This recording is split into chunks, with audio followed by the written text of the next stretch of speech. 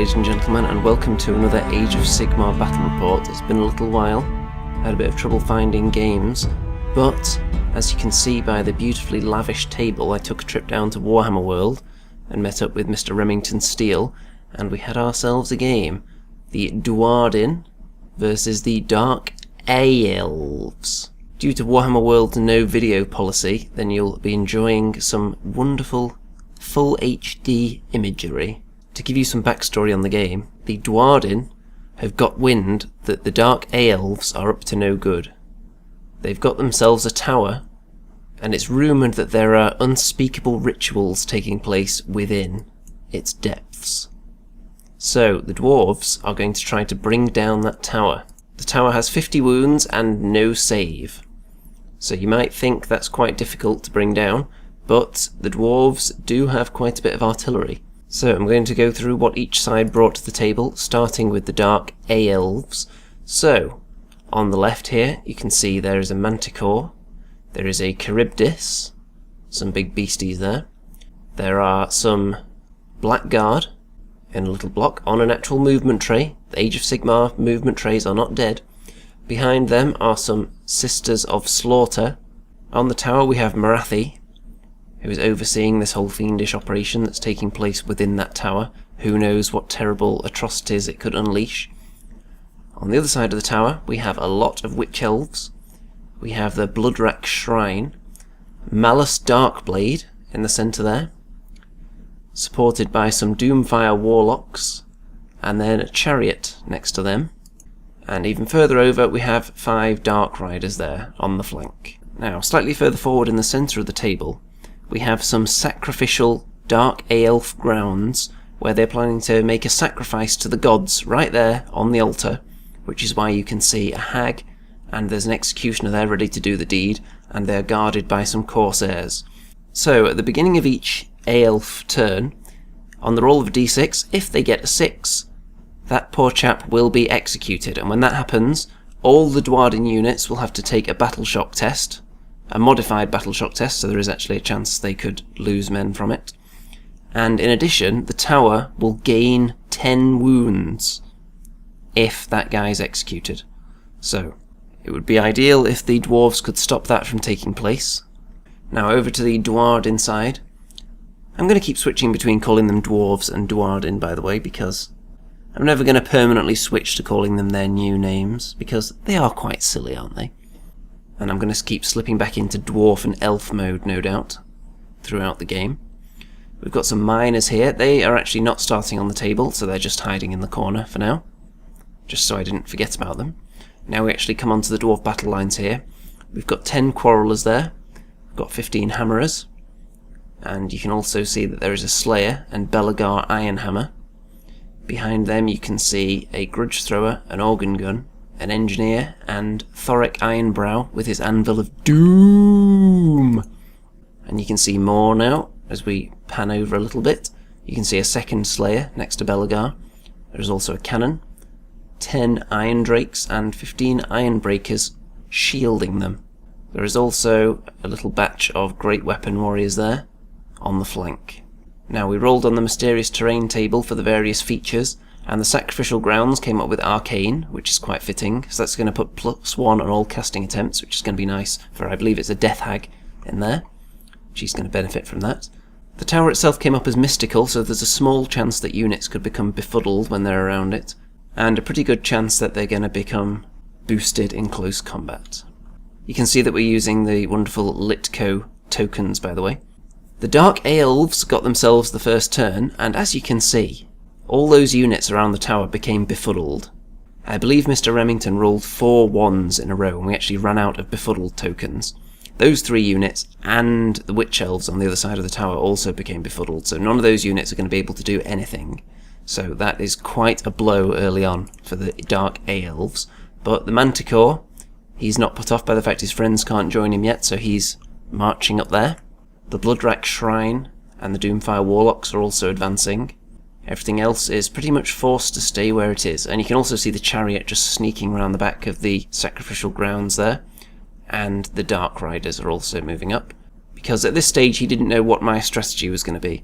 Would I use all my firepower to bombard the tower and try and take 50 wounds off it, and ignore all his troops? Or would I just try and wipe him off the table with my artillery?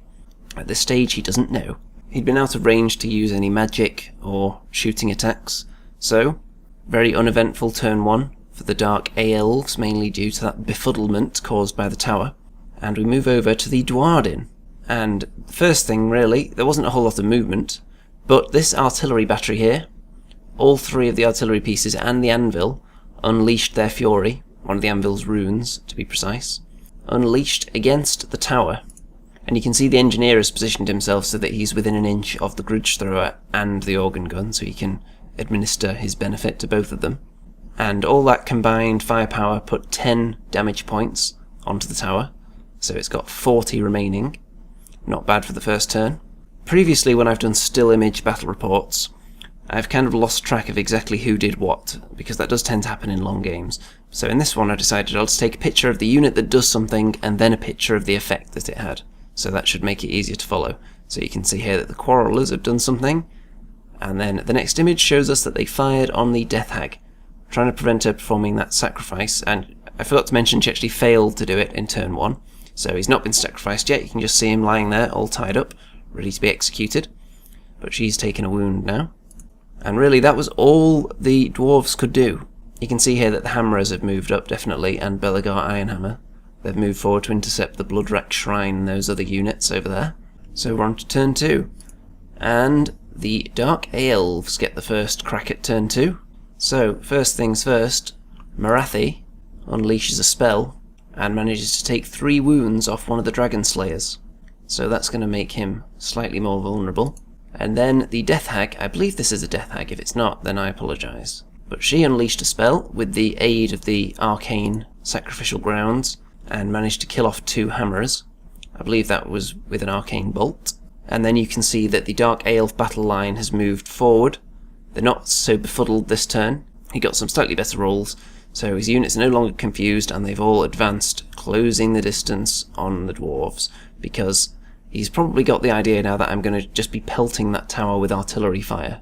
And if I were to change strategy halfway through, it would be kind of a waste, so I'm probably going to have to stick with that through to the end. So he really wants to get to my war machines to stop me finishing off that tower before the end.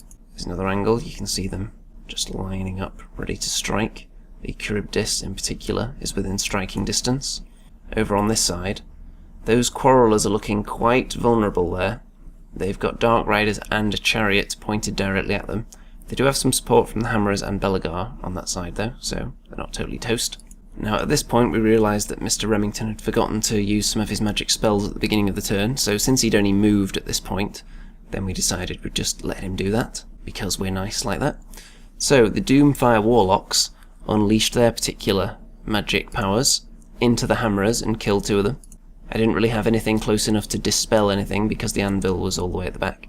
Also, the Bloodrack Shrine unleashed its power, and as you can see here with Mr. Remington's piercing gaze, I did actually look directly into his eyes during this phase of the game, so he was able to boost up the ability of the Bloodrack Shrine, as its war scroll states. So what that means on the roll of a 5 or 6, a Hammerer was going to be toasted, and a few more of them fell down. So that unit is looking quite weak at the moment. So that was all that happened during the Dark Elf turn. They weren't in a position to unleash any charges yet, but next turn it seems like they will be ready. Over to the Duardin, and Belegar Ironhammer used his command ability on the Bloodrack Shrine so that any of my units attacking it in close combat will get an extra attack, which is nice. The Anvil of Doom successfully struck one of the runes and put +1 on the armor save of the Hammerers as well, so you can probably guess they're going to get stuck into that Bloodrack Shrine any minute. And you can see that the 2 Slayers have moved up into a charging position, aimed at that Charybdis. There's no real prizes for guessing what Slayers are going to attempt to do during the game. If there's a monster, they're going straight for it. And round on this side, the Great Weapon Warriors move up a little bit as well. And at this point I decided to bring in my miners. Now I decided to be quite sneaky with them because I'm trying to bring down this tower. I decided to burrow them onto the battlefield right at the back. So unless he wants me just chiselling away at that fortress for the whole game, he's going to have to turn something round to deal with them. so that's given him something else to think about. Over here, the Quarrelers managed to take down one of those Dark Riders, which was handy. And then the artillery barrage began, putting some more damage onto the tower. You can see that it's up to 21 damage now. So chipping away at it slowly. If I carry on at that rate and don't get disturbed, then I should be able to finish it off by the end of the game with any luck, provided he doesn't get the successful sacrifice on his turn. Now we come to the Iron Drakes, who are very, very beastly, especially when they don't move. Now I can't remember whether they actually moved in this turn. I don't think they did, but they didn't do a huge amount of damage to the Charybdis. They did a bit. Not exactly tremendous damage though. And here into the charge phase, the Hammerers have ploughed into that Bloodwreck Shrine. They're going to be getting an extra attack because of Belegar's ability. They've got +1 to their save for when the shrine hits back, so I'm quite confident they'll be able to do some damage there. And over on the other side, both the Slayers managed to make it into combat with the Charybdis. So, into the combat phase, and this is where it gets interesting in Age of Sigmar, because you have to decide which unit is going to attack first. So in this instance, the Hammerers decided to go first, try and put some damage on that shrine, but they didn't do a huge amount. They've got it down to 9 wounds. And then, of course, the Charybdis went next, before it got taken out by the Slayers, and it managed to kill one of them in one fell swoop, and the Slayers' ultimate death blow failed to actually hit as well. So that would have been nice if it had been a success. So that one Slayer went down without really achieving anything. Alric Big Butts, the Slayer with the enlarged butt cheeks, went next, and he put some more damage onto the Charybdis, as you can see. And then over here, the Shrine hit back at the Hammerers and killed one of them. So they were helped out by that extra save there. Then, round the back, the Miners had a go at chiselling away at the tower, and they put a bit more damage on it. You can see that it's now up to 25, so they're chipping away. Turn 3. And this is where one of my favourite dynamics of Age of Sigmar came into play, because the Duardin got to go first. So that's 2 turns in a row for them, so that could be quite pivotal here. I'm going to be able to get some big damage on that tower and avoid the charges of his units for a bit longer. So the Organ Gun, unleashed on the tower, put a bit more damage on it. Not a huge amount, but it's piling up. The Grudge Thrower and the Quarrelers, as you can see here, decided that they would shoot at the Dark Riders because we really don't want them getting into the lines. They're getting perilously close. And of course, with the Duardin going first, it's possible that the Aelves would get 2 turns in a row next, so they could really munch through some war machines. So I've got to take them down. So I've got them down to 2. The Iron Drakes opened fire onto the Charybdis and got it down to 1 wound, so it's still hanging in there. It would have been nice to take that out with them, because then that would have freed up the Slayer to do something else in the charge phase, but alas, it lives for now. The Great Weapon Dwarf warriors decided to charge in to the Manticore, rather than fighting closer to my war machines, which is what he would have liked, I imagine. And Belegar joins in the fight with the Bloodwreck Shrine, ready to unleash some of his undoubted fury. I really like his ability to put an extra attack on enemy units, which he used again here on the Shrine, and as you can see, the Anvil also used the same ability on the Hammerers again. So first things first, in the combat, Belegar Ironhammer went first, and he knocked the Shrine down to 3 wounds. So that is some tremendous damage. He elected not to use his ability to attack twice in one turn, because to be quite honest, he's not sure he's going to need it, because that Shrine is going down. At this point, the Manticore, with all its attacks, could only take out 1 Dwarf Warrior. So that was really, really bad for the Dark Elves there. He's hoping to get through them much faster, I think, so he can then get into the war machines, but he's going to be stuck there for a bit longer. And then the Slayer decided, you know what, if I don't kill this Charybdis, it could finish me off, so I've got to have a go at it, and he brings it down there. He is dancing on one of its many heads. At this point, I believe the Shrine struck at the Hammerers ineffectively, and then was attacked itself by the Hammerers, and they finished it off. Then, of course, the Miners had another go at the tower, chipped away at it a little bit more. You can see that damage really piling up now. We're up to 34, so only 16 wounds left on the tower. So he's really going to have to start praying for that sacrifice to come off, or he's going to have to get into my war machines and the Miners to stop this pummeling. The Great Weapon Warrior is activated. I think they only did 1 wound to the Manticore. I think he has 10, so not a huge amount of damage there. And in the Battle Shock phase, the 2 remaining Dark Riders who had been hit with a bombardment from the Grudge Thrower and the Quarrelers decided they'd had enough, so they have been battle shocked out of the game. Dark Elf turn. So first things first, he's really had bad luck with this terrain feature, because his Doomfire Warlocks have become befuddled, and he really needed them right now. He needed them to get right into the thick of the action and turn the tide a bit to stop the bombardment of the tower. But unfortunately for him, befuddled. However, the Blackguard have become ensorcelled though. Really handy, these little Litco tokens. Tells you exactly what the effects do, so you don't have to refer back to various sheets to look it up. Now, in the hero phase, Marathi unleashed a magic spell on Belagar, took 2 wounds off him, so he's down to 3. I think she actually did 3, but because Belagar's just tough like that, he halves wounds that come in at him, rounding up, so he only took 2. And you can see a nice overview of the battlefield here. It's quite bare in the middle, mainly because the units there were tied up by the hammerers. Also, the befuddlement that was caused has really slowed down the advance of the Dark Elves, so they really need to get a move on. They're also going to have to do something about those miners. You can see that Marathi has come down from the tower to get involved in the fight now, next to the Slayer, and further along the Corsairs have moved in to the Hammerers. Also, the Chariot has made a bit of a beeline for the war machines there, and I think during this turn we actually forgot to keep the units far enough away from the enemy, but it didn't really make any difference. Now, the Corsairs, with their handbows, they fired at point-blank range into the Hammerers and took one of them down. By the way, the Hammerers are very rarely going to have to take any battle shock tests, because when they're close enough to a hero, they just don't need to do it, and Belagar's been hanging around with them, mainly for that purpose. Now, over here, the Manticore, more than made up for its first turn of absolute garbage attacks. It took out all of those great weapon warriors. There's only a handful of them left now. So, wise decision for the Manticore to go first, because it undoubtedly would have taken some wounds and possibly been dropped to a lower combat threshold. Over here you can see that Malus, Darkblade and Belagar are going to be engaged in a duel to the death, possibly. Belagar activated first there and knocked down Mr. Darkblade by quite a few wounds. I think Belagar chose this time to attack twice, dealt some quite serious damage there. Marathi charged in and finished off Alric Big Butts, which is unfortunate, but he did his job. The Slayers went in, took out the Charybdis, which is what they were there for. And over here, the Sisters of Slaughter, I think they were just representing Sisters of Slaughter, he's actually built them as Witch Elves, but they went back and went into the miners, who have struck at them first, and only killed 2, I believe you can see there, and one of their heads actually came off, because Mr. Remington Steele, his army case in the back of his car was rattling around a bit, causing minor damage there, and you can see one of the miners is holding aloft the severed head of one of the sisters right there. The Blackguard finished off the remains of the Great Weapon Warriors. Now, one thing that occurred to me afterwards, I wasn't really thinking about it at the time, I should have taken off the casualties from the Manticore from this side first, so that the Blackguard would have essentially been taken out of combat, because they would have been too far away to fight. So, something to think about there. But when you're playing just a light-hearted, very story-driven game like this, then it's easy to overlook things.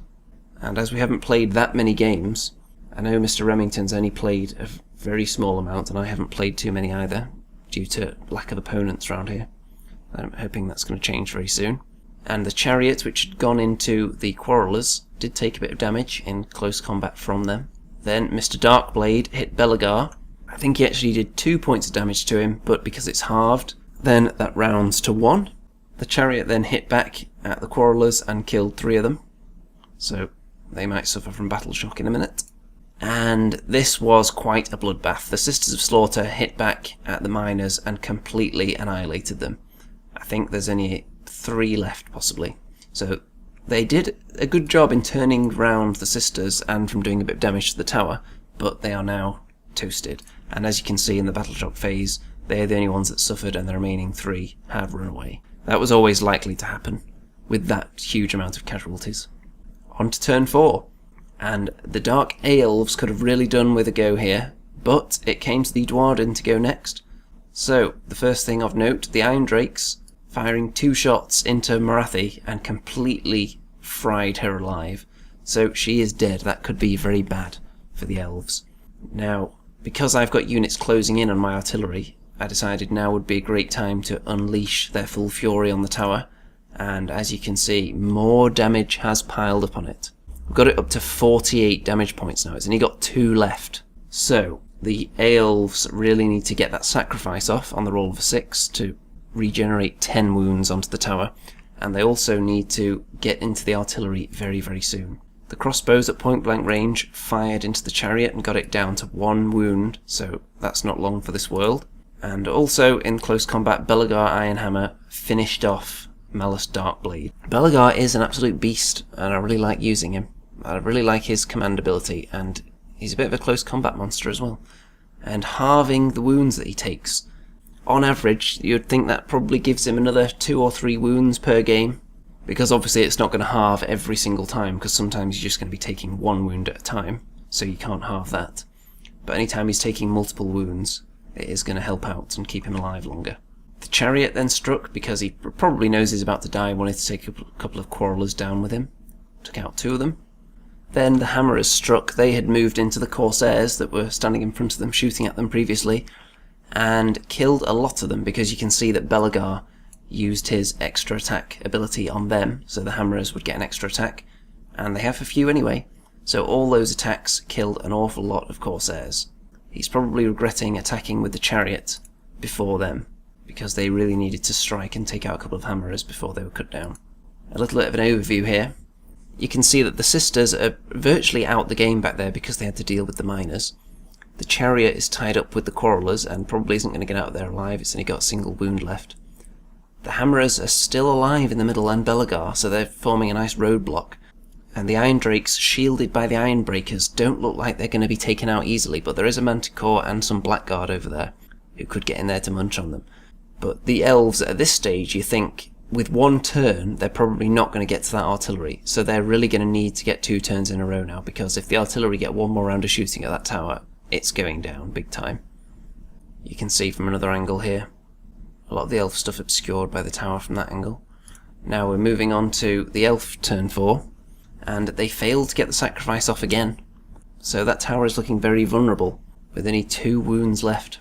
But the Death Hag did cast a magic spell at Belegar and managed to finish him off, and you can see her posing over his corpse there before bouncing back up into her tower. She just came down to take a quick selfie. The Manticore and the Blackguard closed in on this little bunker of dwarves here, hoping to get in there and do some tremendous damage and then move on to the war machines. The Doomfire Warlocks have moved up as well, followed by those Witch Elves. A lot of the units over there were delayed by befuddlement, which is why they've been quite slow. They use their Doomfire ability to take out all but 1 of the hammerers, so the fact that 1 of them remains could be quite crucial. You can see that they've moved forward beyond the hammerer now, and then the Witch Elves have come in over there. I think again we were slacking on the rules regarding keeping units a legal distance from each other, but it didn't really matter that much. The chariot took aim with its big beefy crossbow on the back there and killed 2 organ gun crew. He almost killed all of them, which could have been a really big deal, but he is going to limit how effective it's going to be at shooting. It just could have been an even bigger deal. Over here the Manticore didn't roll high enough to get into the Iron Drakes, which is what he really wanted with his charge, so he chose to just go for the Iron Breakers instead, backed up by the Blackguard there. So in close combat, the first thing he activates was the Manticore, which unbelievably did no damage at all to the Iron Breakers, who were then able to go next, strike at the Blackguard, and took down 3 of them. Next, the chariot went and killed a quarreler, but he's down to his last wound, so he's probably not going to make it out of that combat alive. Then the Iron Drakes, who were close enough, they piled in as well, and a few of them were able to attack the Manticore. Did a small amount of damage to it, I think. Then the Blackguard hit back at the Iron Breakers, killing 3 of them, so there's going to be quite a few battle shock tests at the end of this turn. Then the quarrelers were able to finish off the chariot. You can see it there just being removed by the delicate fingers of Mr. Remington Steele. Then the final couple of corsairs killed off the last hammerer, so those guys are done. And now we're moving on to turn 5. I didn't take a picture of the turn dice this time, but unfortunately for the elves, because they really needed it to stop any more bombardment at the tower, but they did not get to go first in this turn. It was the Duardin again.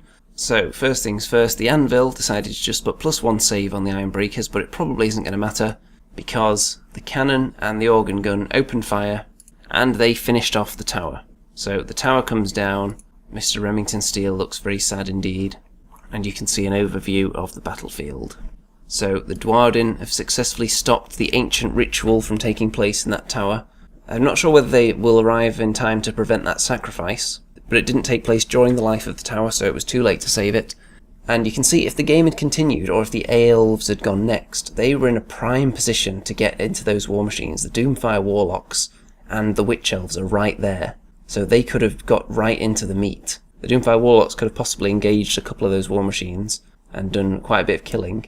They probably could have finished off the Organ Gun and the Grudge Thrower at the same time, because the Organ Gun was only down to one crewman. I think most of the time I fired the cannon in this game, it actually missed. It was the Organ Gun that was doing most of the damage to the tower, so he could have probably left the cannon alone with the way I was rolling. And the Witch Elves backing up, I'm not sure they would have got there in time, but I think if he'd got that turn, it could have changed everything, quite possibly. He could have also potentially got the sacrifice off as well, which would have brought the tower some extra wounds. The Sisters, as you can see, were quite a way out of the game at the back there, after dealing with the miners. The Iron Drakes and the Iron Breakers against the Blackguard and the Manticore was going to be quite a slugfest. I don't think they were going to be able to do much else in the game by the time they'd dealt with each other. You can see there the sacrifice on top of the tower that didn't take place. And there are the two units that really needed to get that second turn in a row. But unfortunately, they didn't get it. So it's a victory for the Dwarves. But it was very, very close. My strategy of just bringing down the tower and focusing almost everything on that, and using my other units just to hold up his forces, it paid off in the end, but it could have backfired because it did mean that I wasn't firing into his troops, so they were able to advance on me unscathed for the most part. So if he'd got that turn right at the end there, a couple of untouched units of his that I could have been firing at all game, but decided to leave alone in favour of the tower, they could have got into my war machines and possibly devastated them.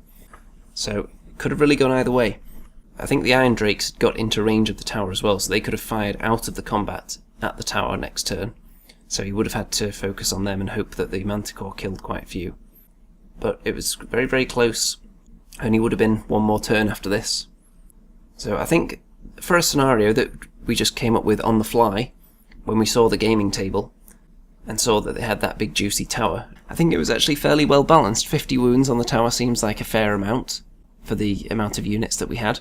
You really have to pick early on whether you're going to focus fire on it or whether you're going to try and wipe out the enemy. Focusing on the tower obviously paid off in the end. We'll delve a bit more in depth into this game and some of the units that we used and our thoughts on them, and our thoughts on the various strategies on the Andy and Rem show this week. So you can look forward to that. And for anyone who's watching this later, I'll put a link to the relevant show in the description of this video as well, so you can go and watch all our in-depth analysis of this game later on. So I hope you enjoyed watching this battle report, and let me know whether you like these still image games or whether you prefer the kind of end of phase or end of turn video recaps. And I will say ta-ta, ladies and gentlemen.